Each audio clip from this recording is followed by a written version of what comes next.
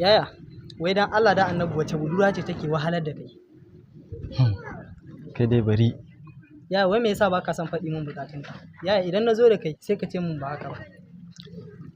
Ka san me nake so da kai? Kai yaro ne har yanzu ba za ka gane abin da ake nufi da soyayya ba ne.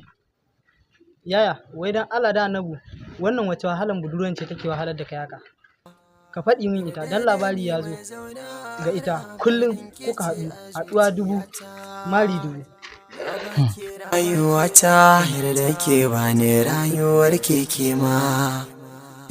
Ruhin jikina kin zama toni ne. Ashe kai mahaukaci ne baka da lissafi?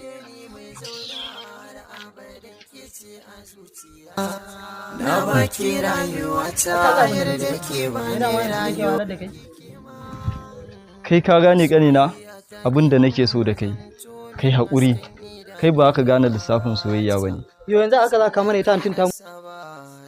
Idan ke ce a zuciyata na baki raga mata zani ke kai ne inda zana huta. Ni so nake sai hankali ya kwanta ki ce